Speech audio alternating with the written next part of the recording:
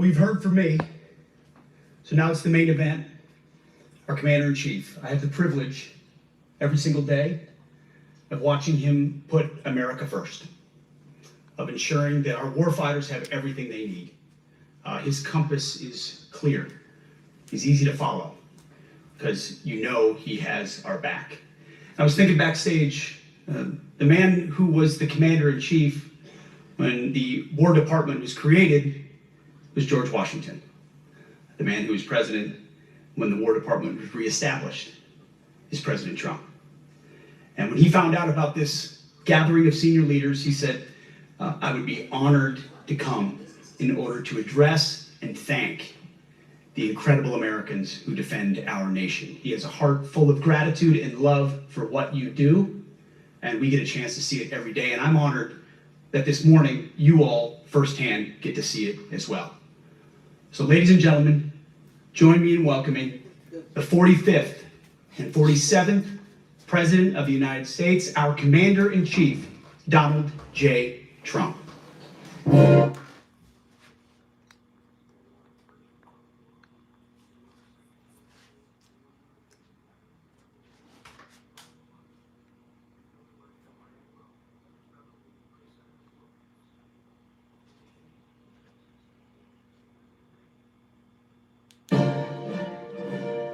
Thank you very much, Pete. A great job you're doing, too. Fantastic job. I've never walked into a room so silent before. This is very... Oh, don't laugh. You're not allowed to do that. You know what? Just have a good time. And if you want to applaud, you applaud. And if you want to do anything you want, you can do anything you want. And if you don't like what I'm saying, you can leave the room. Of course, there goes your rank. There goes your future.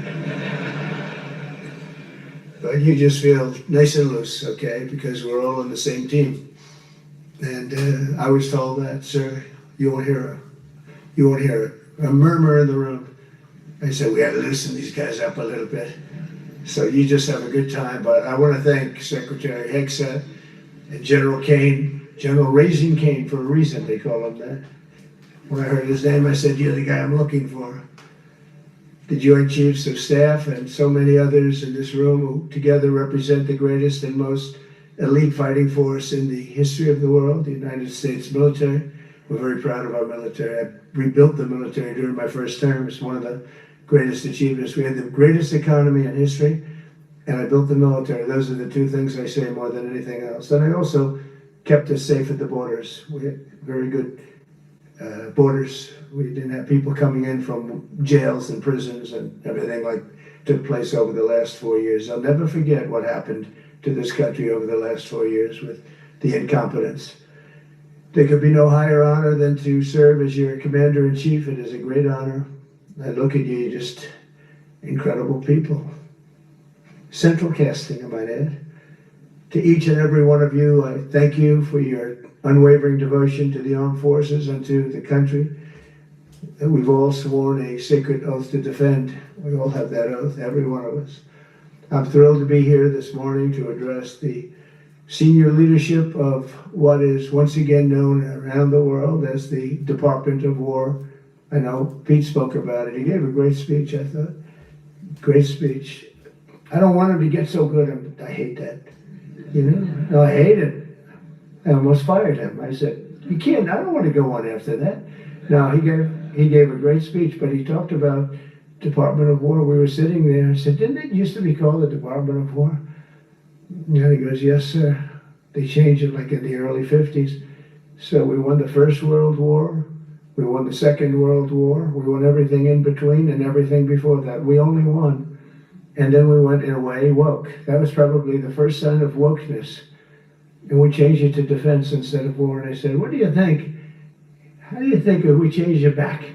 Would that be a nice idea? And Pete loved it immediately. Some people thought about it. You know, they gave it a little thought. But in the end, we did it. And I have to be honest, it's so popular. I thought it would be met with fury on the left. But they're sort of giving up, I must be honest with you. They've had it. They've had it with Trump. They've been after me for so many years now. Here we are. Come to the White House anytime you'd like.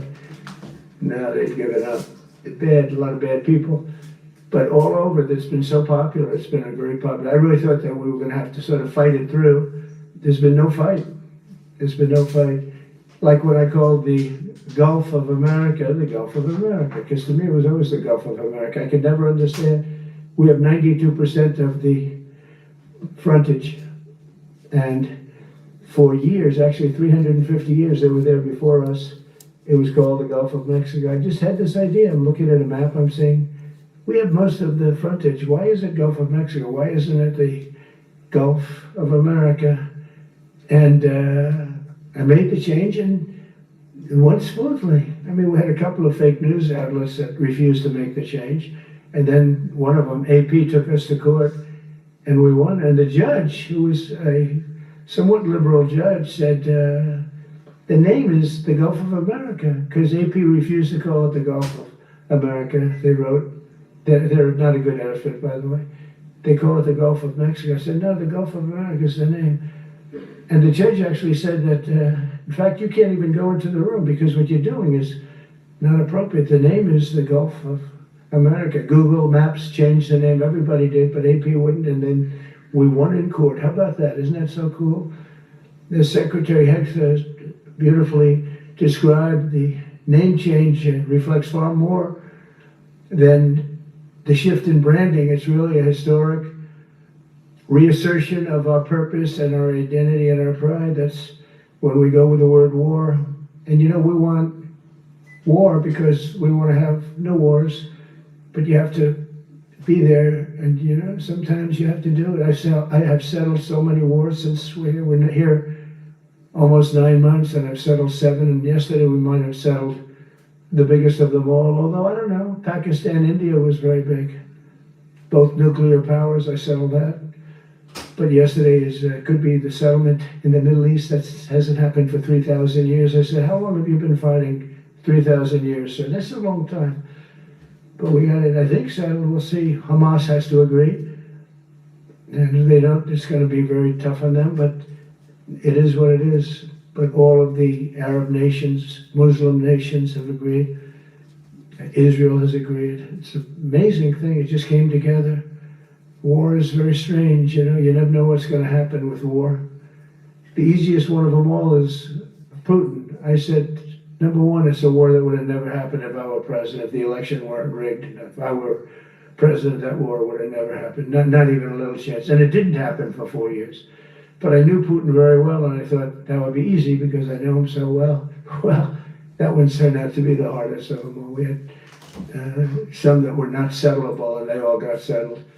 So if this works out, that we did yesterday with the Middle East, then that's more than a war. That's lots of wars. That's all combined. That's a lot of wars. Many of you were over there in many different capacities in many different countries. That's a big part of the earth. But if that works out, it would be 8+. I'm going to give myself 2 or 3 for that one. And then we just have the one to settle. We have to settle it up with President Putin. And Zelensky got to get them together and get it done.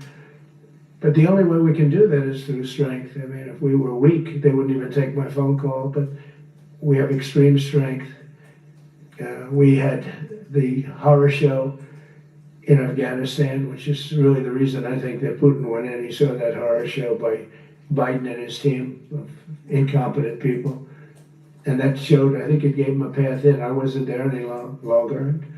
I watched that, and it was so horrible. I think it was the most embarrassing day in the history of our country. And now we're back, and that's it. We're not going to have any of that crap happen, I can tell you. That was terrible, so terrible. Together we're reawakening the warrior spirit, and this is a spirit that won and built this nation, and from the cavalry that tamed the Great Plains to the ferocious, unyielding power of Patton Bradley, and the great General Douglas MacArthur. These are all great men. In this effort, we're a team, and so my message to you is very simple. I am with you, I support you, and as president, I have your backs 100%. You'll never see me even waver a little bit. It's the way it is. And that includes our great police officers and firemen and all of these people that are doing so well. Together over the next few years, we're going to make our military stronger, tougher, faster, fiercer, and more powerful than it has ever been before. I rebuilt our nuclear, as you probably know, but we'll upgrade that also and just hope we never have to use it. We have to hope we never have to use it, because the power of that is so incredible. I see things I don't think they'd show it to you. I really wouldn't want them to show it to you. But when you see the result of what's left, you never want to use that. Never, never, ever. We were a little bit threatened by Russia recently, and I sent a submarine, nuclear submarine, the most lethal weapon ever made. Number one, you can't detect it. There's no way. We're 25 years ahead of Russia and China in submarines. Russia's actually second in submarines. China's third, but they're coming up. They're coming up. They're way lower in nuclear too, but in 5 years they'll be equal. They're coming up. And you don't have to be that good with nuclear. You could have 1/20th what you have now and still do the damage. That would be, that'd be so horrendous. But I announced that, based on his mention of nuclear, and it was really a stupid person that works for him mentioned the word nuclear, I moved a submarine or two, I won't say about the two, over to the coast of Russia, just to be careful, because we can't let people throw around that word. I call it the N-word. There are two N-words, and you can't use either of them. Wow, listen to this. You can't use either of them. And frankly, if it does get to use, we have more than anybody else. We have better, we have newer, but it's something we don't ever want to even have to think about. But when somebody mentions it, that submarine started immediately thereafter. And it's just lurking, but I'm sure we're not going to have to use it. But it's an amazing, it's undetectable, totally. Ours is, theirs isn't. Theirs are totally detectable. We can detect them easily. We go right to the spot. But we have genius apparatus that doesn't allow detection. It doesn't allow detection at all by anybody above water or below water. It's incredible. We're way ahead of everybody in that and other things. As a result of the exciting renewal of the spirit of our armed forces, and that's what it is. It's really reaching that spirit, unprecedented heights. Over the past 8 months, new enlistments, I'm so proud of this, have surged to record highs, the highest we've ever had. And we used to have recruiting shortages. If you remember, about a year and a half ago, I was at the beginning stage of a campaign, and things came out that you couldn't get people to join the armed forces. And by the way, the police also. Fire department, I always put the fire department in because they're great. They're great. And I got 95% of their vote too, that helps. When you get 95% of their vote, you always have to mention them. But they're great. And they're brave in our inner cities, which we're going to be talking about, because it's a big part of war now. It's a big part of war. But the firemen go up in ladders and you have people shooting at them while they're up in ladders. I don't even know if anybody heard that. And I said, don't talk about it much, but I think you have to. Our firemen are incredible. They're up in one of these ladders that goes way up to the sky, rescuing people, and you have animals shooting at them, shooting bullets at firemen that are way up in death territory. You fall off that ladder, it's over. It's over. They don't even have to inspect you when you hit the ground. And you have people shooting bullets at them in some of these inner cities. We're not going to let that happen. So I always mention the firemen because that's actually a big problem we have. And they are unbelievable. Like you, they're unbelievable people. For the first time on record in 2025, the Navy, Air Force, and Space Force all met or surpassed their recruiting goals 3 months early. That never happened before. And the Army did even better. Congratulations, Army. They met everything. And these were the highest standards because we're making it larger. So these were much higher standards than you had 4 years ago, 3 years ago, during the Sleepy Joe Biden era. And The Army did it 4 months early. And you remember, a year and a half ago, they said the big stories that we're way behind with the Army, Air Force, the Navy, the Marines, we're way behind, Coast Guard. And even Space Force, I love Space Force because that was my creation. You know, when you create something, I love it. And the people we put in there were good. I got that right. We put in great people initially, and we really dominated. We really dominated that sphere now. We're way behind China and Russia, and now we dominate. Space Force turned out to be a very important thing. I said from the beginning, you know, when Biden came into office, he wanted to terminate it. He said, and this thing called Space Force, so we could get rid of that. And he got hammered by the people in this room for even suggesting it, because it's very important, one of the most important. And as time goes by, it'll get more and more important. But we're now at 106% of our recruiting targets for the year, and that's the best in far more than a generation. And for the Marines, morale is so strong that the Marine Corps will meet its 2026 retention targets before the end of October, which never happens. And that's the earliest it's ever happened in the history of our country. And it makes you feel good, you know. I felt guilty. I'd go make a speech in front of never people like you. You are the leaders, but people, soldiers. And I felt embarrassed because there'd be stories about, you know, we couldn't fill up our Army, Navy, Air Force, we couldn't fill them up. And it was headlines. It was during Biden's 4 years, the auto pen, I call them the auto pen. It's, how would you like to have your thing signed by an auto pen? You know, when I have a general and I have to sign for a general because we have beautiful paper, the gorgeous paper, I said throw a little more gold on it, they deserve it. I want the A paper, not the D paper. We used to sign on a piece of garbage. I said, this man's gonna be a general, right? Yeah. I don't wanna use this. I wanna use the big, beautiful, firm paper. I wanna use the real gold writing when you talk about the position, and they're beautiful. And, but how would you like to have that where some kid sitting in the back office is having it signed with an auto pen? I thought about it, and I thought about you people first, admirals, generals. And I said, somebody works his whole life. He gets into maybe the academies or wherever, but however you got there, and you go through years of work, and now you become an admiral or a general or whatever. And when you do, the President of the United States signs your commission, as you know, and that commission is beautifully displayed. And I sign it. Actually, I love my signature, I really do. Everyone loves my signature. But I signed it very proudly, and I always think to myself, how can you have an auto pen sign this? It's just so disrespectful. To me, it's just totally disrespectful. And it turned out that almost everything he did was signed by auto pen, except for what he gave his son, Hunter, pardon. He signed that one. And that's actually the worst signature I've ever seen. That was the bit. The auto pen looks much better.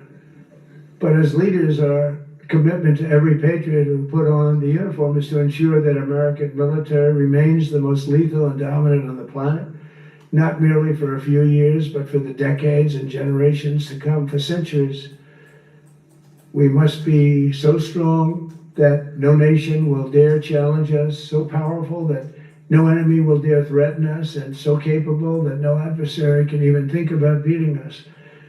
And we've had it recently. I had India and Pakistan were going at it, and I called them both. And in this case, I used trade. I'm not going to trade with you. Used to two nuclear nations, big nuclear. No, you cannot do that. I said, yes, I can. You go into this freaking war that I'm hearing about. You know, actually, they just shot down 7 planes. 7 planes, it was starting. There's a lot of bad blood. And I said, you do this, there's not going to be any trade. And I stopped the war. It was raging for 4 days, but that was just the beginning. And we stopped it. It was a great thing. And the Prime Minister of Pakistan was here, along with the Field Marshal, who's a very important guy in Pakistan. And he was here 3 days ago. And I didn't even realize it as beautiful as he said it, but he said that to a group of people that were with us, 2 generals, but a group. And he said, this man saved millions of lives because he saved the war from going on, and that war was going to get very bad, very, very bad. President Trump saved millions and millions of lives. That was a bad war. And I was very honored. I loved the way he said it. Susie Wiles was there. She said that was the most beautiful thing. But we saved a lot of them.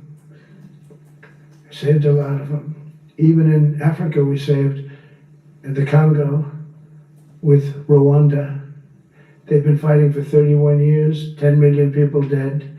I got that one done. And very proud of it. So if this works out, we'll have 8 in 8 months. That's pretty good. Nobody's ever done that. Will you get the Nobel Prize? Absolutely not.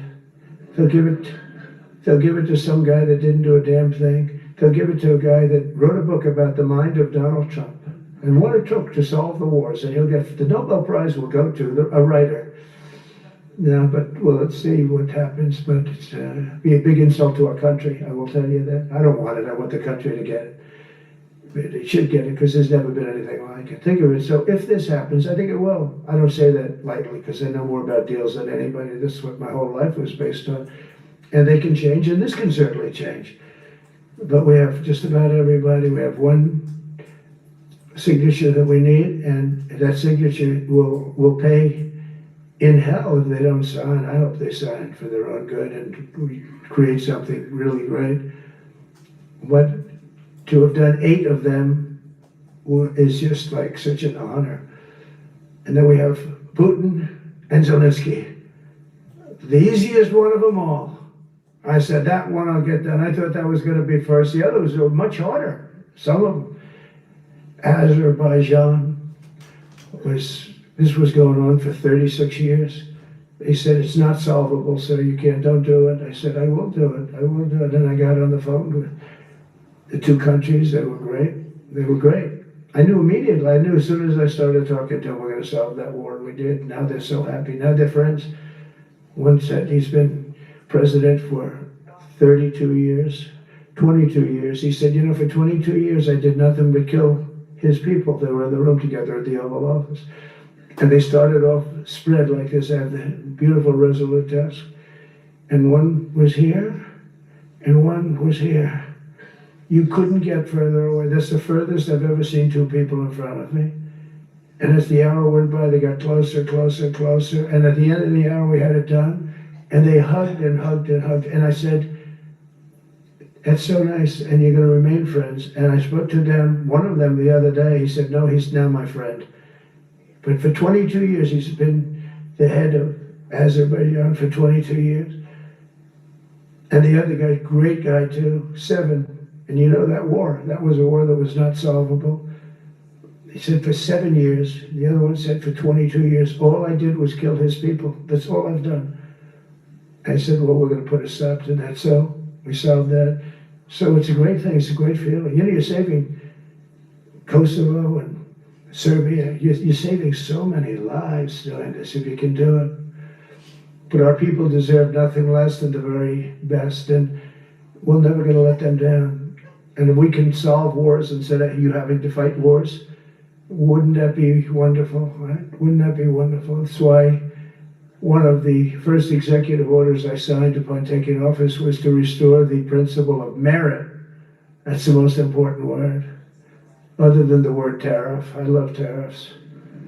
Most beautiful word, but I'm not allowed to say that anymore. I said tariff is my favorite word. I love the word tariff. We're becoming rich as hell. We have a big case in front of the Supreme Court, but I can't imagine, because this is what other nations have done to us.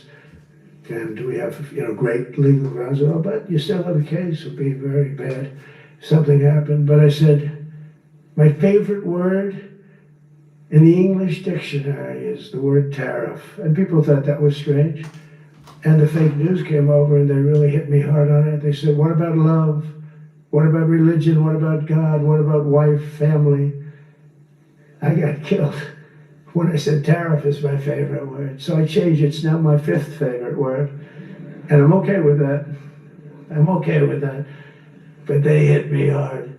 But it is. When you look at, we've taken in trillions of dollars. We're rich again. And there'll never be when we finish this out, there'll never be any wealth like what we have. Other countries were taking advantage of us for years and years. You know that better than anybody.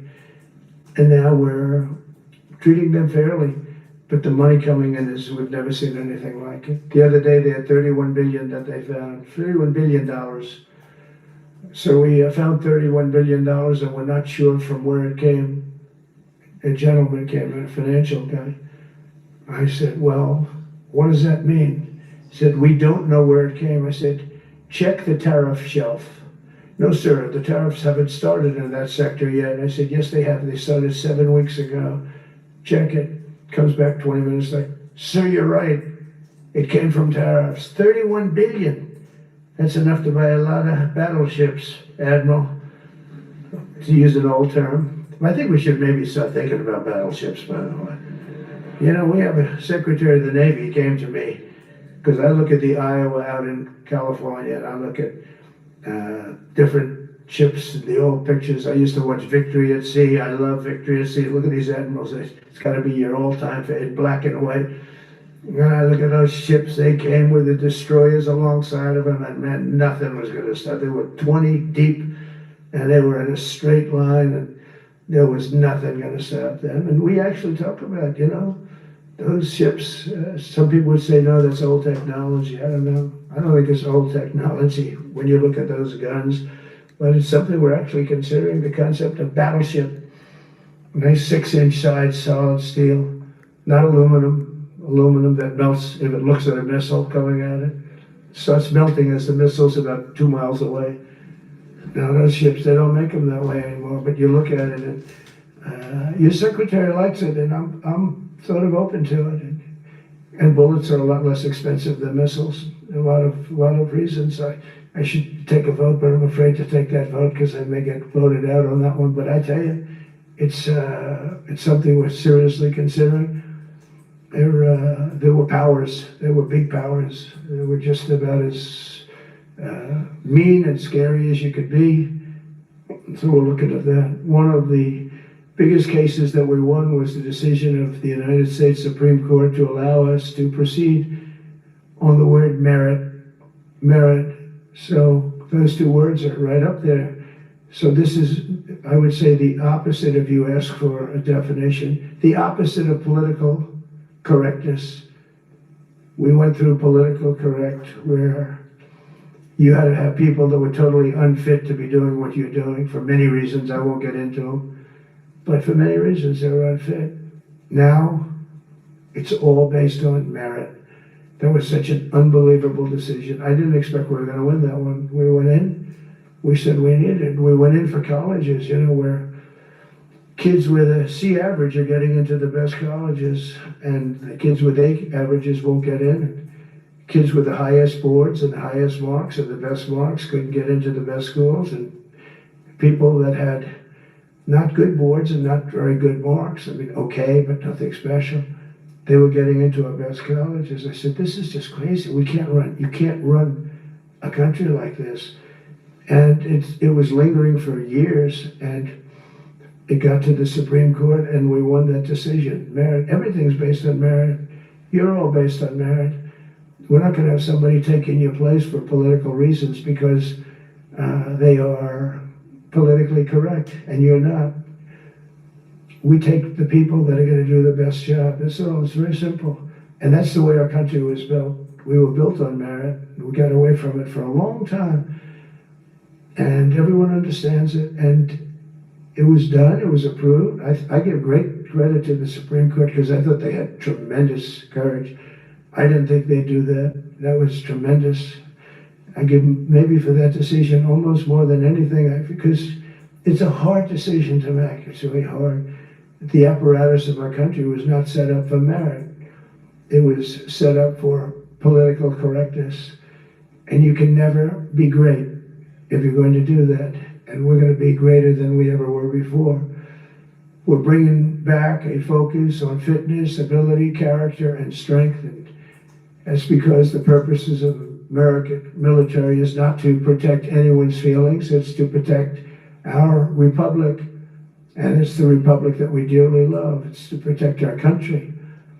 We will not be politically correct when it comes to defending American freedom, and we will be a fighting and winning machine. We want to fight, we want to win, and we want to fight as little as possible. You have to count on people like me to keep you out of wars, because we don't want to go into wars. Many of the wars that I just told you about, we could have entered those wars and settled them in a different way, lose a lot of our troops. And we could have settled them, I guess, differently. Maybe not, actually. You might not have been able to settle them. We just would have been in the middle of a lot of firepower. But when we do need it, you're going to be so ready. And you know it. But very importantly, with that goal in mind, I've committed to spending over $1 trillion on our military in 2026, and that's the most in the history of our country. $1 trillion, that's a lot of money. I hope you like that. Ma'ams and sirs, I hope you like it. That's a hell of a lot of money. We have the best of everything. Every branch is seeing major investments, and as I announced in the Oval Office in March, we are rapidly moving forward with the first ever 6th generation fighter jet. I didn't name it. I did not name it. Boeing came in and they said, "Sir, this is our submittal. It's the greatest fighting jet ever done." And you know, they're testing all these planes, all the companies are testing, and this one tested like through the roof. And they said, "We'd like to name it the F-47. I said, "Let me think about it." Then after thinking for about 2 seconds, I said, "Okay." You know, that means 47, I'm 47. So I'm 45, 46, and 47, yeah, if you think about it. I just don't want the credit for 46. I don't want to have their open borders and people coming in from all over the world, including jails and mental institutes. I don't want that on my record, but I like having it.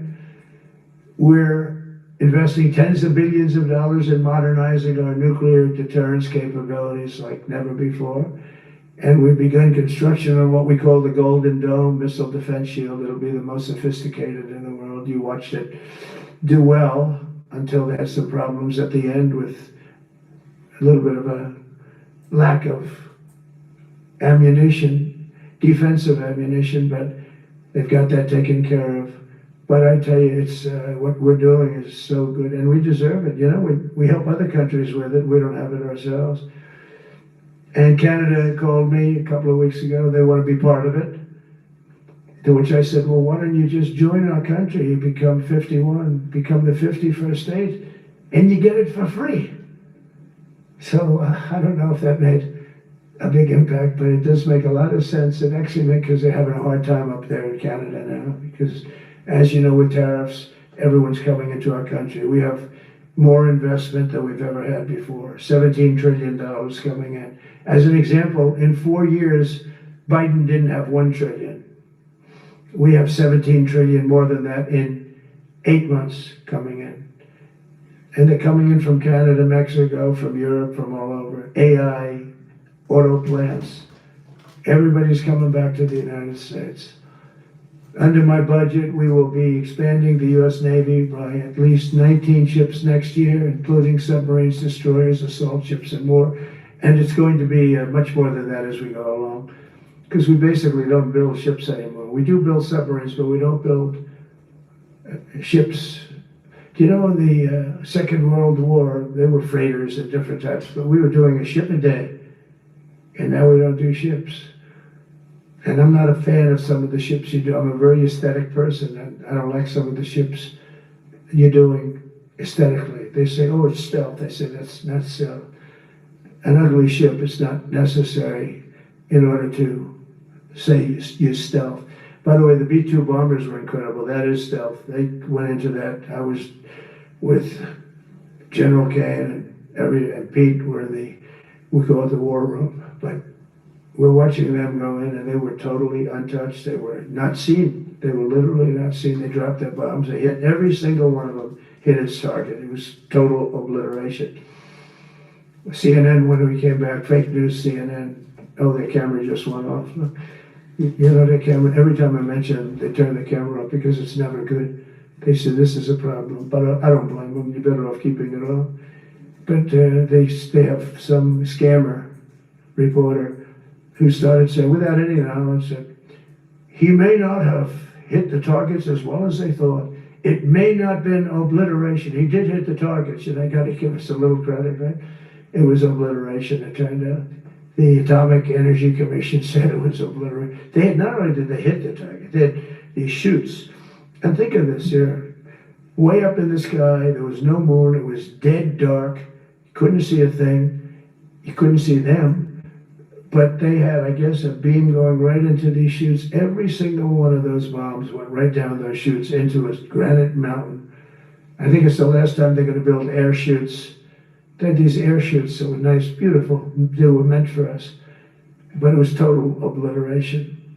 And now they give us credit for that.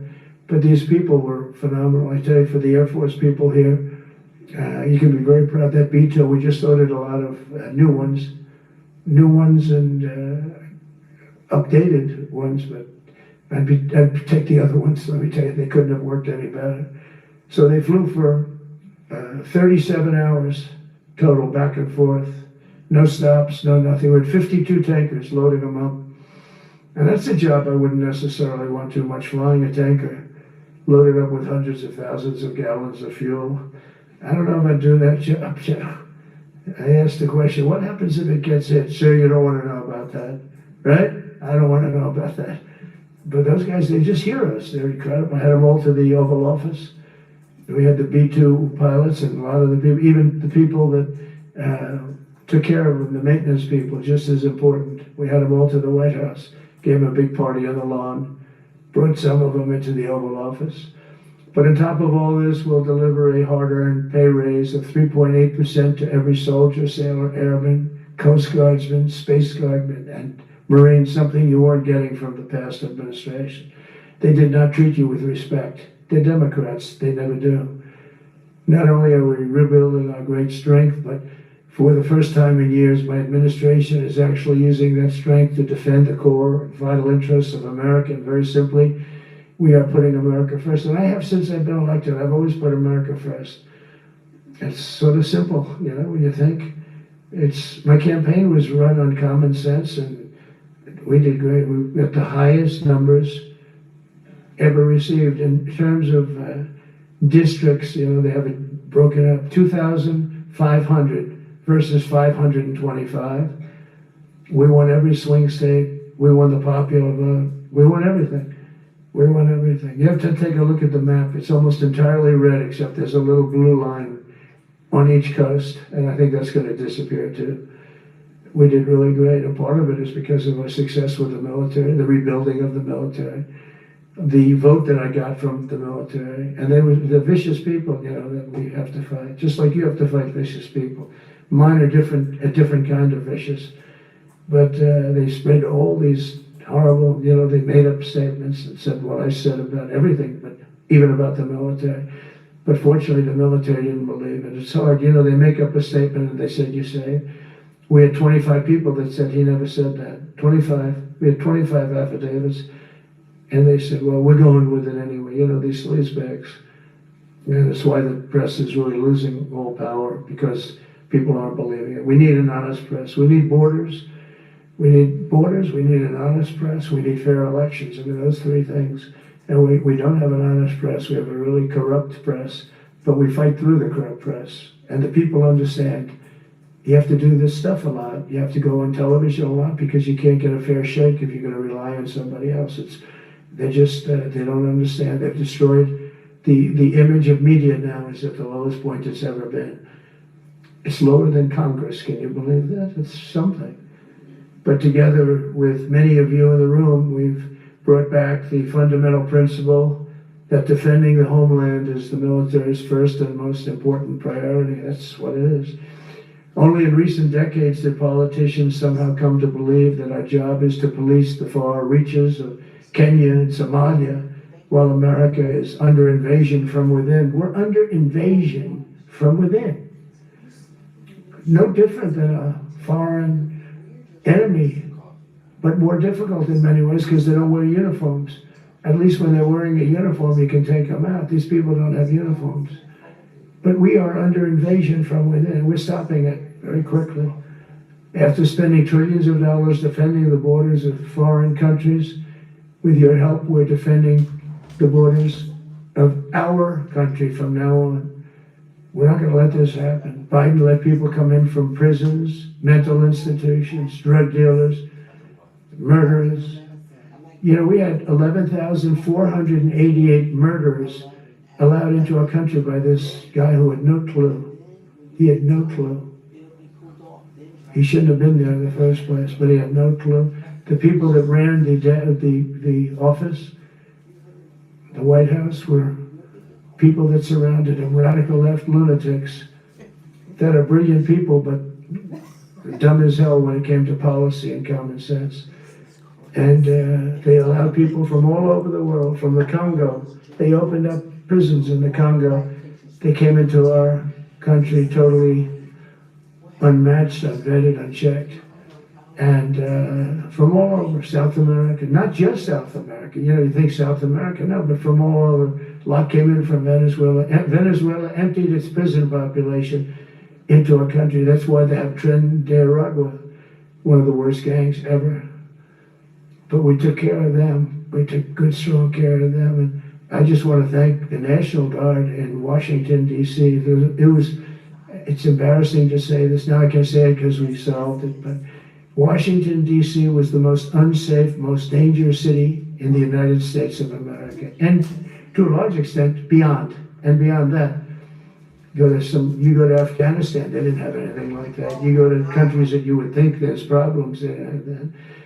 And now Washington, D.C., after 12 days of serious, serious intensity, we took out 1,700 career criminals. If you have 5 career criminals, they can make your numbers look very bad because they'll commit many crimes a day. But we took out 1,700 and they took them out. There was no doubt who the boss was. They did an unbelievable job. Then they started even cleaning. I said, I don't want them doing that, sir. They were cleaning it up. I drove through it 2 days ago. It was beautiful. People are walking down the street holding hands, man and wife, coming from Iowa. They're not worried about being shot. Washington, D.C. is now a safe city. In fact, I went out to dinner with my crew. I haven't done that. In theory, I wouldn't do it. And I felt totally safe. And nobody's been attacked. Nobody's been hurt. Washington, D.C. went from our most unsafe city to just about our safest city in a period of a month. We had it under control in 12 days, but give us another 15, 16 days, it's perfect. And people other than politicians that look bad, they think, you know, the Democrats run most of the cities that are in bad shape. We have many cities in great shape too, by the way, I want you to know that. But it seems that the ones that are run by the radical left Democrats, what they've done to San Francisco, Chicago, New York, Los Angeles, they're very unsafe places. And we're going to straighten them out one by one. And this is going to be a major part for some of the people in this room. That's a war too. It's a war from within. Controlling the physical territory of our border is essential to national security. We can't let these people in. You know, we had no people enter in the last 4 months. 0. Even I can't believe that. You know, we had millions coming in, pouring in. 25 million all told. And of those 25 million, many of them should never be in our country. They would take their worst people and their people from prisons and jail, and they'd put them in a caravan and they'd walk up. CNN was interviewing one person. Oh, why are you coming? I want freedom. Good. Were you in jail? Yes. For what? Murder. I said, you're in for, you had to see this anchor, a young woman. She's like, I couldn't believe. She'll probably lose her job. But because the left doesn't want to hear that. But we're running it based on common sense and based on love of our country. But I want to salute every service member who has helped us carry out this critical mission. It's really a very important mission. And I told Pete, we should use some of these dangerous cities as training grounds for our military, National Guard, but military. Because we're going into Chicago very soon. That's a big city with an incompetent governor, stupid governor, stupid. They threw him out of his family business. He was so stupid. I know the family. He becomes governor. He's got money. Not money that he made, but he ran for governor, he won, and now he criticizes us all the time. And last week they had 11 people murdered, 44 people shot. The week before that, they had 5 people murdered, 28 people shot. Every weekend, they lose 5, 6. If they lose 5, they're considering it a great week. They shouldn't lose any. You shouldn't lose any. This is civilization. And he's always up there saying, we're in very good shape. We don't need the military. No, they need the military desperately. How about Portland? Portland, Oregon, where it looks like a war zone. And I get a call from the liberal governor. Sir, please don't come in. We don't need you. I said, well, unless they're playing false tapes, this looked like World War II. Your place is burning down. I mean, you must be kidding. Sir, we have it under control. I said, you don't have it under control, Governor, but I'll check it. And I'll call you back. I called her back. I said, this place is a nightmare. Probably, it's certainly not the biggest, but it's one of the worst. It's brutal. They go after our ICE people, who are great patriots and tough job too, but they love it. They love it because they're cleaning up our country. And so you look at some of the things where they took over parts of Seattle. They actually took over a big percentage of Seattle. Think of it. You remember that. That was a while ago. And I sent in the troops and they were gone. As soon as I sent them in, when we send in the troops, if you have a real leader that says you got to do what you have to do, I put that out the other day. You got to do what you got to do because we don't want our people hurt as they stand by. I was watching during Biden, there were troops standing up like this, brave, standing up at attention, the way I should stand all the time. And I'm like this, and people are standing there, their mouth is this far away from their mouth, and they're spitting at them, and they're screaming at them. And that soldier standing there, he wants to knock the hell out of the person, but he's not allowed to do anything. So they just stand there and they get abused, and a woman was this far away from his face, and she starts spitting in his face, and he's not allowed to do anything. If it's okay with you, generals and admirals, I've taken that off. I say, they spit, we hit. Is that okay? I think so. They spit, it's a new thing. They spit, we hit. How about the cars where the cars are coming out? They get brand new cars, Border Patrol, ICE, beautiful, nice new cars. And they're driving along and they have to go through a gauntlet of rocks being thrown at the car. So here's this beautiful brand new car. By the time it goes 100 yards, it's destroyed. These guys have pretty good arms, some of them. And they're throwing bricks at full force into the window and into the car. It looks like it's a war zone. And I said, never let that happen again. From now on, if that ever happens, and I said here, you get out of that car and you can do whatever the hell you want to do. Because those people you can die from that. Those bricks go through the windows. You can die. They'd like it to. They'd like it to go through the window. But this was a couple of months ago. They just kept driving and bricks are hitting the car. And I said, why aren't they stopping? Because they were under orders from the past administration, never stop. But that's different with us. We stop. And since I gave that order, we haven't had that problem. It's very interesting. It's amazing. It's just like in Venezuela. You've seen the boats going. We can't find any more boats. They're carrying drugs, massive. Every boat kills about 25,000 people. That's what they have. They have fentanyl mostly and a lot of other drugs.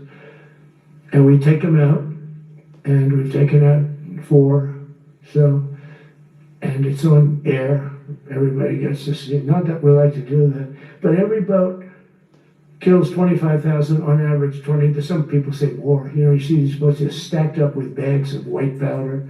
That's mostly fentanyl and other drugs too. And now we have a problem. General Kane says, sir, there are no boats out there. Not even fishing boats. They don't want to go fishing. I don't blame them. There'll be no fishing today, you know. But it's amazing what strength will do, because what we want to do is stop drugs from flowing into our country. It's destroying. We lost 300,000 people died last year. Everybody knows friends, many friends probably, that you lost a child, or adults too, but you lost a son or daughter because of what's coming into our border. And we're making it very hard. Oh, and we haven't even started yet. Last month I signed an executive order to provide training for a quick reaction force that can help quell civil disturbances. And this is going to be a big thing for the people in this room because it's the enemy from within, and we have to handle it before it gets out of control. It won't get out of control. Once you're involved at all, they all joke. They say, "Oh, this is not good."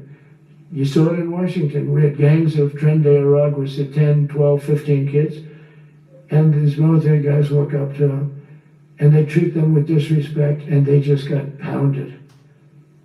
They just got pounded. The gang just pounded, then thrown into paddy wagons and taken back to their country. Some are so dangerous we don't want to even do that because we don't want to. Some of them stone cold murderers.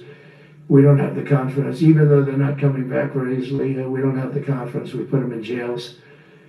But these service members are following in a great and storied military tradition, from protecting frontier communities to chasing outlaws and bandits in the Wild West. And our history is filled with military heroes who took on all enemies, foreign and domestic. You know that phrase very well. That's what the oath says, foreign and domestic. Well, we also have domestic. George Washington, Abraham Lincoln, Grover Cleveland, George Bush, and others all used the armed forces to keep domestic order and peace. Many of our leaders used the military to keep peace. Now they like to say, "Oh, you're not allowed to use the military." And you know what the people say? The people in those cities where they're being raped and shot and beat up, you know what they say? "We love the military." You ever see where they interview the people on the street? I've never seen somebody say they don't, unless they're radical and paid off, because a lot of these insurrectionists are paid by, whether it's Soros or other people, but they're paid by the radical left. So today I want to thank every service member from general to private who has bravely helped us secure the nation's capital and make America safe for the American people. It's amazing. The whole world is watching. Everybody in the White House, they come up to me, young women, "Sir, thank you." I know immediately what they're thanking. They don't have to say it. They walk to work now to the White House. We haven't had a crime in Washington in so long because we got the careers. We call them the careers. We got these lunatics out, and they'll never be any good. You know, I hate to tell this to the liberal media. You could spend time with them. You could do whatever you want. You could send them to the finer schools, which they couldn't get into anyway. Mentally, they couldn't get in. But no matter what you do, they'll never be good. They're bad. They're career criminals. I don't know. Maybe they were born that way. Some people don't like me to say that, but maybe they were. Certainly some were. Together with the leaders here today, we're also restoring a needed focus on defeating threats in the Western Hemisphere. Throughout this region, cartel terrorists have been allowed to wage a relentless campaign of death and destruction on our country, all because we had weak leadership on top. And we did a great job with it first term, but this is something else what we're doing now. We're taking it to the next level, probably next level times 3. But we had COVID come up, and we had to take care of that. We did a great job with COVID. We had the therapeutics. It was just Regeneron, so many things we did for COVID, but we had to focus on that, and every other country in the world was being decimated by COVID. So we had to change gear a little bit to take care of that. But under our leadership, the military is now the knife's edge in combating this sinister enemy. We have to put the traffickers and cartels on notice, and we've done that. And we put them, a lot of them, we've call them a terrorist organization, which is actually a big thing to do. Nobody's done it, but I've done it with a lot of them. It gives you a tremendous advantage. If you try to poison our people, we will blow you out of existence, because that's the only language they really understand. That's why you don't see any more boats on the ocean. You don't see any boats. Around Venezuela, there's nothing. As president, I will never hesitate to defend our people from threats of violence, from the horrible plague that's taking place from within. The Iran nuclear power, the Iran, all of the great power that we thought existed, we blew it out to kingdom. We took advantage of it, and we just really took advantage of it, and it was a beautiful thing to see, and that's what military power can achieve. That's why I chose Raising Cane. He's fantastic, by the way. I hope you all agree. If anybody disagrees, could I please have your hand? Who disappears if Raising Cane is no good? Just raise your hand. I don't see any hands raised. All right. That means you're okay. That means that he's okay now. When I saw his results, you know, he took out ISIS. I was told it was going to take 4 years. It took 4 weeks. I went to see him, and he took him out in 4 weeks. Knocked him out, knocked him to hell. And I was told by military people it was going to take 4 to 5 years to do it. And I don't even know if we'll have it then, sir. These were the Washington generals. I call them the television generals. But Raising Cane did it in 4 weeks, took out 100% of the ISIS caliphate. As a result of these actions and many others since my inauguration, we're witnessing the triumphant return of peace through strength. We have great peace through strength. America is respected again as a country. We were not respected with Biden. They looked at him falling downstairs every day. Every day the guy's falling downstairs. He said, it's not our president. We can't have it. I'm very careful, you know, when I walk downstairs, like I'm on stairs, like these stairs, I walk very slowly. Nobody has to set a record. Just try not to fall, because it doesn't work out well. A few of our presidents have fallen, and it became a part of their legacy. We don't want that. You walk nice and easy. You don't have to set any record. Be cool. Be cool when you walk down, but don't bop down the stairs. So one thing with Obama, I had zero respect for him as a president, but he would bop down those stairs. I've never said, da-da-da-da-da-da, bop, bop, bop. He'd go down the stairs, wouldn't hold on. I said, it's great. I don't want to do it. I guess I could do it. But eventually, bad things are going to happen. And it only takes once. But he did a lousy job as president. A year ago, we were a dead country. We were dead. This country was going to hell.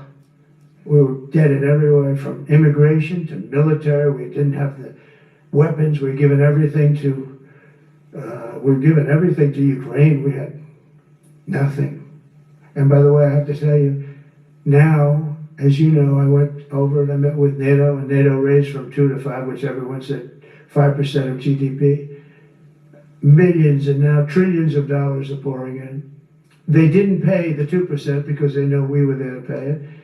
And now they paid the 5%. That's trillions of dollars. And we're not spending any money on that war, not 10 cents. We sell our equipment to NATO. NATO pays us for the equipment, and they give it to Ukraine or whoever they give it to. But they can keep it. But we're not involved. We have no money going out. Biden gave $350 billion. Not sustainable. $350 billion. And we have a war that should have never started. But we're not doing that anymore. So I just want you to know we're selling equipment. Our people are buying equipment. They are buying the equipment at full price, a fair price. So I don't want to say we're making money, because I don't want to be making money on a war. It's too many people dying. They're losing 7,000 soldiers a week. A lot of them are Russian soldiers, but between the two countries, mostly soldiers, by the way. Sometimes, you know, in Kiev, they'll lob a missile in, or some drones in, kill some people. But mostly it's soldiers. Russia and Ukraine are losing 7,000 souls. And, you know, they're not American, they're not us, they're not you. We have a special obligation. But they're soldiers, they're young people, they leave their parents, they wave goodbye, and then 2 days later they're blown up so unnecessarily. And so that's the primary reason I want to get it done. And we got to get it done. It's crazy what's going on. That's the worst war that there's been since World War II. The number of soldiers that are being killed there is just crazy. From 5,000 to 7,000 soldiers die a week. Think of that. So I think we'll get that done. But that's turned out to be the toughest one. I'm so disappointed in President Putin. I thought he would get this thing over with. He should have had that war done in a week. And I said to him, you know, you don't look good. You're 4 years fighting a war that should have taken a week. Are you a paper tiger? And it's a shame, but I think eventually we'll get that one done, just like we in theory, I want to knock on wood because you never know. It's like we're going to have the Middle East done, which is actually a much harder thing to do. I mean, thousands of years, but we have to get that war done. So now just think of it, we're a dead country. I was with the King of Saudi Arabia, a great guy. I was with the Emir of Qatar. I was with the great leadership of UAE. I was over there. We brought back $2 trillion and more. They ordered 200 planes, Boeings, they ordered so much, and they were great. But they all said essentially the same thing. They said, 1 year ago, you were a dead country, and now you're the hottest country anywhere in the world. We're the hottest country in the world right now. The absolute hottest country in the world. There's nobody even close. Putin said that to me. We met in Alaska, had a good meeting. Then he went back and started sending drones into Kiev. I said, I thought we had a good meeting. But it's one of those things. But we were a dead country a year ago. And now we're the hottest country anywhere in the world. Think of that. You can be proud of that. And you must have felt like hell when you have a wife or a husband at home and you used to read the numbers that we can't get people to join the Army, Navy, Air Force, Marines, Coast Guard. You must have felt like, I have a job that nobody wants. That doesn't feel good. Well, now you have a job that is brimming over with people wanting it. They want it. And you're able to get a much higher quality because now you have your choice. You want so many. And we're going to have many, many people that aren't going to be able to join because of the fact that we don't need them at this moment. But think of it, what a difference that is from, I could just imagine 2 years ago, you're reading front page articles in the New York Times, of course, and Wall Street Journal. They always give us unfair stories. But they played it so big, they were playing it so big. Nobody wants to join the Army, the Marines, the Air Force. They don't want to join. They don't want to join the Coast Guard at all. Nobody wants to join. Nobody wants to join our police forces. Our police forces also. It's almost went hand in hand. And I used to say, boy, I'm speaking in front of the military today, and it's embarrassing because I'm speaking in front of people who have a job that other people don't want, but now you have a job that everybody wants. So I think that has to make you feel good. It's one of the reasons I love being here today, because I wanted to say that. I have to say that everybody wants to be in the Army, the Navy, the Air Force, the Marines. If you think the Coast Guard and Space Force, our beautiful Space Force, it's a whole different world. And now they're signing up, by the way, seriously big numbers for the police. Dangerous job, isn't it? Huh? Fire department. But that's the paving the way for progress once thought almost impossible. I mean, a year ago, you wouldn't have thought that was possible. A year ago, they were talking about making the military smaller because they can't get the people to join. We're thinking about making it larger because we have so many people. And it's nice to be able to cut people because of merit that aren't really qualified for any reason, a physical reason, a mental reason. You don't have to take them anymore because you have the pick of the litter, and they all want to be with you. They all want your job. They want to be with you. They want to work with you. They'll even take your job, Got to be a little bit sharp. You got to watch it. But everybody wants to be doing what you're doing now. What a difference when I speak to you, and I can say that as opposed to a couple of years ago when I was talking to rooms where they were desperate to get people and they couldn't get them. What a difference a presidential election can make. That's all it is. It's just a presidential election. Yesterday at the White House, we put forward a plan for peace in Gaza. We announced it, and we're going to create something that was my idea, but unfortunately I got drafted. It's going to be called the Board of Peace. And it's going to reign over that territory, and we're going to get that done. And they asked if I'd be the chairman of the Board of Peace. I wasn't counting on that. I had the idea for the Board of Peace. But I said yes, and I guess because of that, every leader, everybody wants to be on the Board of Peace. And we're going to watch over that very volatile part of the world and keep it non-volatile so you don't have to get involved. We want to save you for other things or save you for nothing from that standpoint. We don't want you fighting wars, but if you have to, you're the most lethal fighting force in the world. And I would say that even 2-3 years ago, but now I say it. Secretary Hegseth will soon be announcing major reforms to streamline military acquisitions and expedite foreign military sales. We have tremendous numbers of countries that want to buy our equipment, and in many cases it takes too long. We're backlogged on all the equipment, which is something that's new to us a little bit. And I told those companies, you better get your ass going, because we're selling you a lot of equipment. We're getting countries to buy your equipment. You got to produce the equipment. Some of the countries, I'm not going to mention, but some of the countries are buying a lot, and that's a good thing. They're on our side 95%. I'll never say 100%, because it can always turn, right? You know about that. But they're on our side. The problem is we have to get the companies that make this equipment, and we make the best equipment in the world, but they got to make it faster. We have orders for the F-35. We have orders for everything. The new F-47. We have orders for everything. They got to make it faster. A lot faster. Ammunition they have to make faster.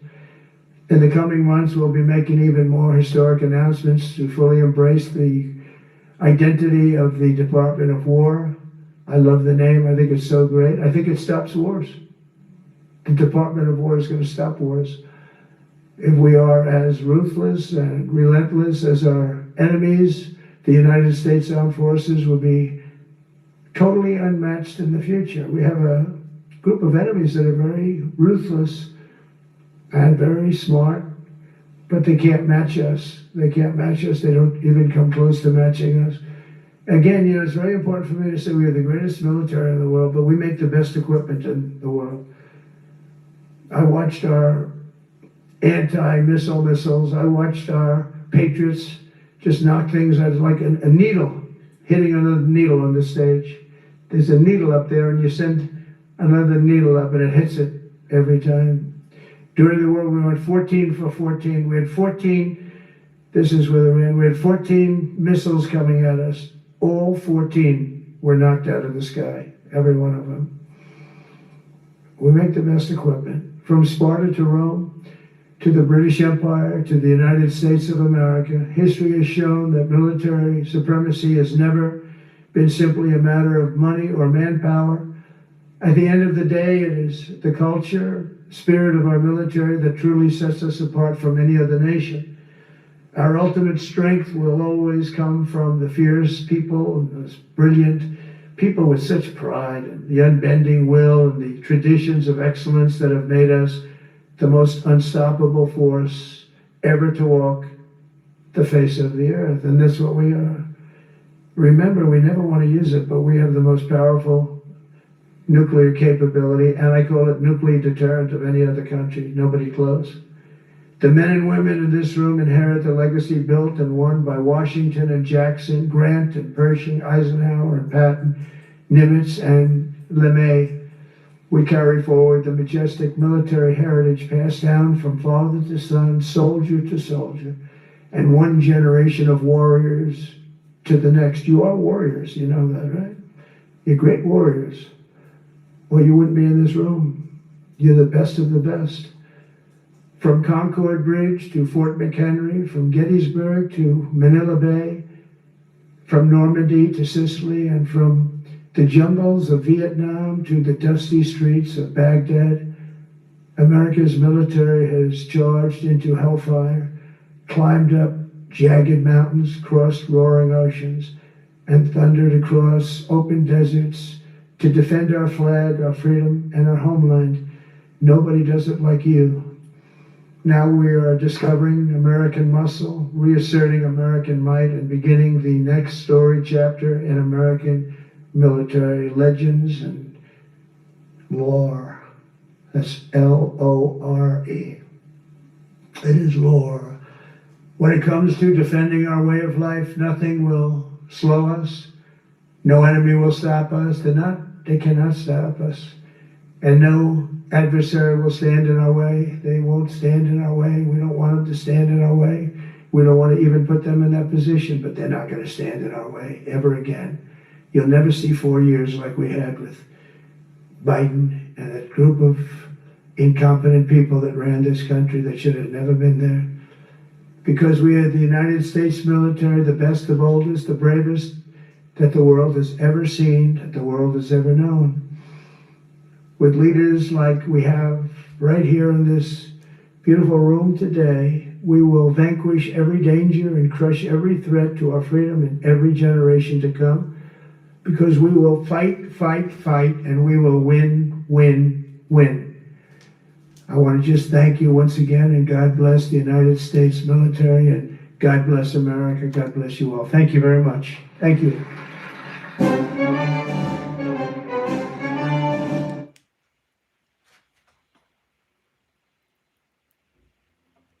Wow. I don't know, you guys. What do you think of that meeting? If you want to super chat us, you want us to read your comments, we will. But we want to kind of have a short discussion about what we just heard from the president. When I first heard that they were going to have all the generals, admirals, um, staff, and leaders to meet in Guanaco, Virginia, I was like, wow, they're going to have them come from all over the world to Virginia, all the brass leaders. They, in that room, were generals and admirals that had, to my understanding, at least 1,000 troops underneath them. So right now, all those bases throughout the world, they're not there. They're not commanding anything. They're all in one room in, in Virginia. And I'm like, why is this happening? Because something like that, you never know when something's going to jump off, and to have all the leadership come there. Hopefully it wasn't for that speech. Seriously.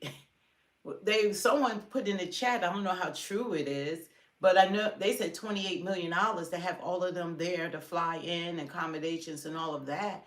That could have been a Zoom call. And a lot of what the president has spoken about was things that he has said many times in a lot of his news conferences and his Oval Office meetings. And, we've heard this over and over again. But to me, for him to want 800 of our top brass to be there, it has to be something more that's going on than that meeting. It has to be more than that. It has to be more that's going on. So I'm asking you, what do you think that's really going on? Because it's been like it's like every time we turn around, it looks like Trump wants to use the military in some capacity, even on citizens of this country. Even on citizens of this country, there were things that he said that he was talking about that the majority of the time I have been in agreement with Trump. But I'm beginning to wonder, like, what's really going on? Like, are there some other threats, or are we heading to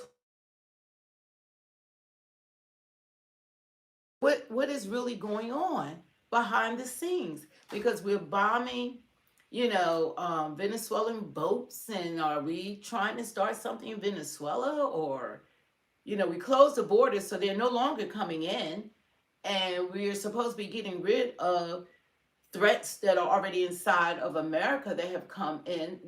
That's a huge task, because he says there's 25 million people. There's no way you're going to get 25 million people out.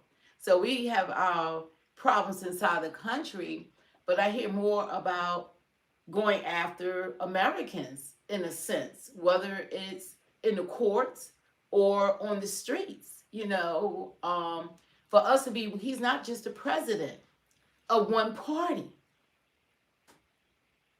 He's not the president of the election is over. So to keep referring to the left, well, you're the president of the left and the right and non-citizens at this point, because they're here, and non-voters. So I'm really focused on America first. That means all Americans. That's not excluding non-voters and the left. You have to include everyone. And it causes a divide when it's from the top that's trying to act like they are a separate entity. And they are Americans as well. All Americans should want our president, no matter who's in office, to do well. Because we all do well.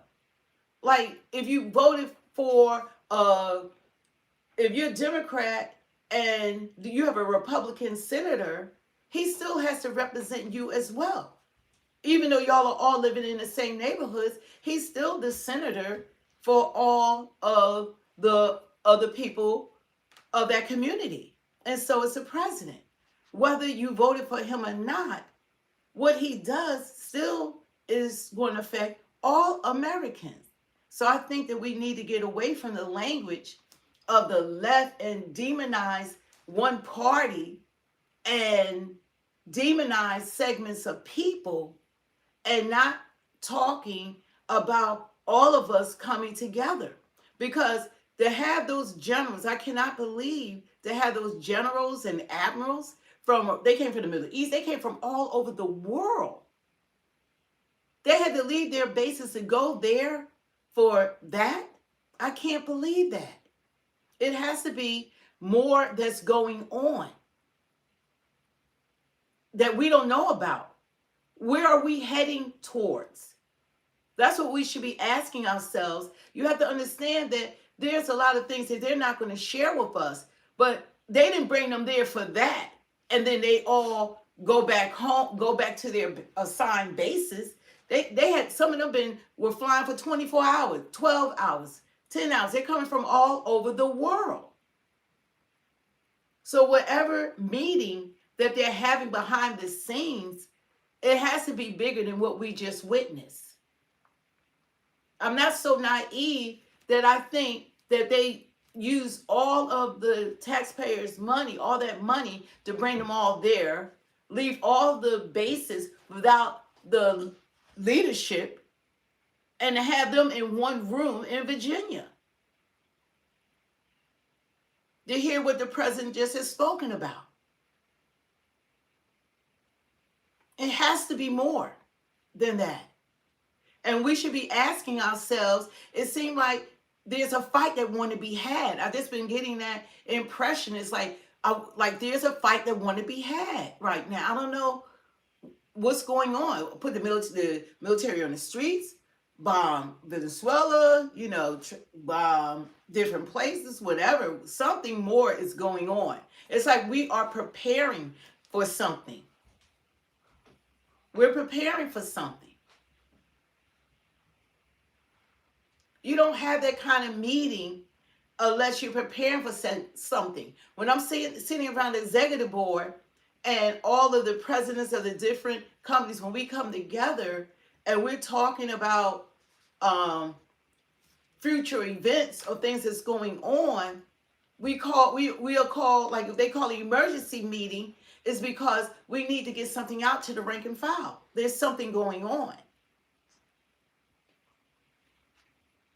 So it makes me wonder, what aren't we seeing if we're expecting something in the near future? Because that wasn't no kumbaya or just some power. I will get that in a minute, Elijah. I don't know. What do you guys think? What do you guys think? Department of War. Yeah, you will have to defend your opinion. Pretty soon you got to, I don't even know what that's supposed to mean.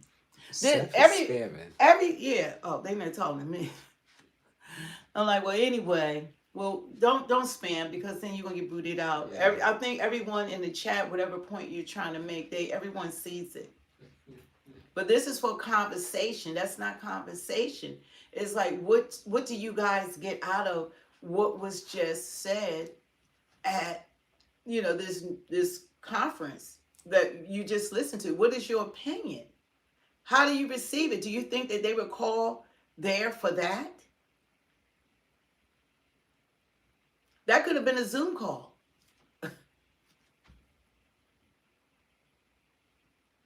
That could have been a Zoom call and save the expense, because I'm just not following unless there's something bigger on the horizon. And for them to have this meeting now, it appears that there's something big on the horizon that we're preparing for, because we're not hearing the discussions behind the cameras. They could not have possibly brought all those generals and admirals and leaders there for that. So we know it's more than that. And it never is, to my understanding, they said it's never been done. That has happened.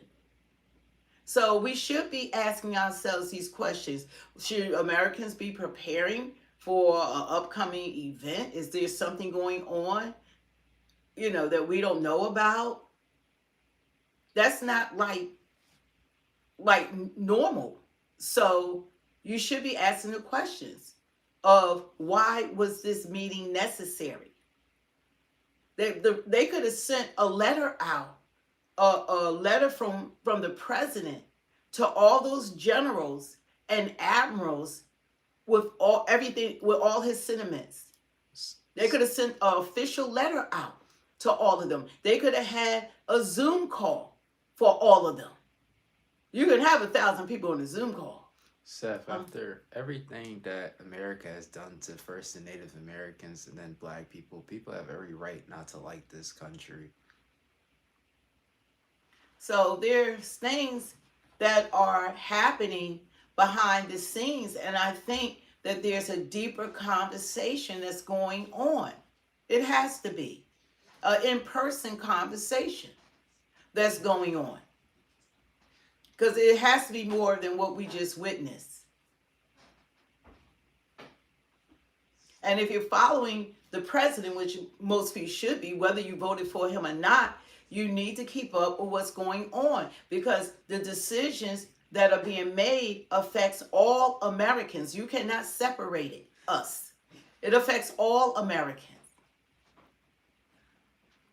And when you're elected to the highest office, then you are supposed to govern over all of the people and not have a divide.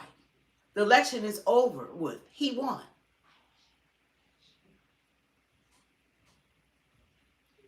But now it's time to govern for all the people and stop dividing the people and stop name calling the people, and got to stop it. Because that's why you have people even on the chat, they, instead of being able to have an adult conversation with one another, they feel like they got to fight for what he says and others fighting against what he says. And that's why this is going on. A lot of emotions. Everybody's sensitive. There's a lot of emotions. But we need to look at the bigger picture that's going on. And whether you feel like it or not, we're going to have to come together, because inside the country is imploding by a lot of the actions that are going on at the White House. And then he only talks about certain crimes, but somehow he doesn't see all these mass school shootings, mass shootings. He don't see all these cop killings within this week. It's been 2 mass shootings. No word about that. Nothing about that. He can't separate. He can talk about black on black crime, but he's not talking about white on white crime. It's incredible. That's a divide. So this is Speak the Truth 2.0. We got to put all of it out there. You can't minimize a segment of people when the other people run around doing, oh my God, like even he talked about Charlie Kirk. He just lost his life because of a school shooting. And he was talking to people that he thought was all in agreement with him. I'm saying there's 2 kinds of the word. And then he's going to talk about There's two words that begin with M. Two of them you can't What? say. What kind of bullshit was that? The hell? How are people, and you're talking to the military, and you're supposed to be not about race, creed, color, and all that, but you're coming off a little racist there. That was unnecessary to be said. That was totally unnecessary, especially when you receive over millions of black people voted for him in this past election, especially black men. But you talk about like black men are a threat while ignoring all this white on white crime that's ravishing the country. He didn't talk about York, Pennsylvania. 3 cops were killed, ambushed. 5 were ambushed. 2 in critically condition. They wouldn't even say the killer's name. The news media didn't want to show his picture. I don't even know if it's up now. This is like 2 weeks ago, huh? Is that the one they said was an actor? Yeah, they just calling him an actor. If he was black, Trump would be sending in the National Guards, the Army, Navy, Marines, and Air Force. If it was a black person, they did half the stuff that's going on in this country. You can't lump one. Then he said, oh, well, they were born that way. Were the white on white mass shooters, and were they born that way? It's crazy. You can't separate. We have social media now. People are not standing around with name calling, lies, because if you could go to 1,000 different channels and people are going to be saying what's going on, even beyond the news media or MSNBC or Fox News or CNN or all of the, mainstream media. People see what's going on, and now they see what you're talking about and what you're not talking about. And people are beginning to speak up about that. Yeah. We see, like, before they could show you the news media, you could say, and that's what you would think. Oh, it's just black people. But now, with social media, I could put up all that stuff now. And I'm going to do stories on it, because it's how you going to ignore that, and you keep talking about Chicago, that they could settle. That's just a small community of black people that they could put the resources in, and they could stop all of that if they wanted to. But that doesn't define all black people. We're not all impoverished, living, in Bye, Debbie. ghettos or whatever. That we are middle class, upper middle class, millionaires, multi-millionaires, billionaires. I mean, so these stereotypes are still trying to plague the community that you can help. If you can help 14 million non-citizens and use our taxpayer dollars, you can't take a few million and send to Chicago instead of pulling the funds and put the programs in there to help that community. They can do it. They can help it. All these intelligent, educated, Harvard graduate people, they know what to do. And this is not the Republican Party. The Democratic Party. They've been in power for 12 of the last 16 years. And if they wanted to end it, they could have ended it a long time ago. That's why I move over to the Republican side. I said, oh, they're not doing anything. And now I move over here, and I'm like, okay, what's going on now? Now we're coming over to the Republican Party. Because my talking points about Trump was that look what the Democratic Party have done to the black community. And they try to act like they for we the people. They were behind Jim Crow, Ku Klux Klan. They tried to filibuster the Civil Rights Bill 70 days. 1994 crime. Joe Biden, the former president, was behind the author of the 1994 crime bill. President Clinton signed it into law. So they were doing all these things, and we're running to the polls, thinking they're fighting for us when they want just to keep us suppressed, Section 8, getting welfare, instead of using the God-gifted minds that were given to us by God. God didn't make one race smarter than the other. He gave us all the same brains, all the same 2 eyes, 2 hands, 2 arms, 2 legs, 2 feet. All our organs are the same. He didn't make, there's no such thing as in heaven that there's one race above the other. It's a human race. And if you don't believe it, then one day you're going to stand before God and you're going to recognize that. And we need to get to one nation under God.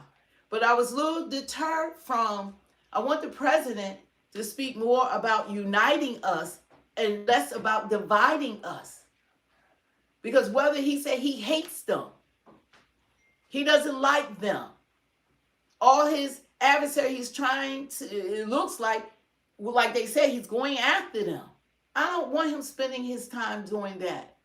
I want him to spend his time doing what he was elected to do for America. And like he said, America first. And that means all Americans. How are you going to exclude Americans in the same breath you say America first? Anyway, you guys, I'll be putting up lives, and I'm gonna put up a different live probably a little later on, because we got to stop this like only certain segment is committing crimes, and we're not looking at, he dare not talk about what's really going on in this country. Jeremiah, one day you're gonna find out. And it's funny you say that you have a biblical name. But it's okay. We're all going to stand before God, because God sees your heart. You can tell us anything, say anything, or whatever. You're going to go to God and say, oh, God, they were black. Or God, they were white. He's going to say, I never knew you. Oh, but I gave it to the poor. I was preaching. I was doing all these things. We're Christians. He did that same old We're Christians. He did that same, Yeah, okay. same old saying that thoughts and prayers don't work. That same stuff. That It's, you know what? God is good. And I'm going to stand with God before I stand with any man. I'm beholden to God. I'm not beholden to man. I'm not about the left or the right. I voted for both sides in different elections. And I'm a black woman. And I'm trying to see, where do we go from here?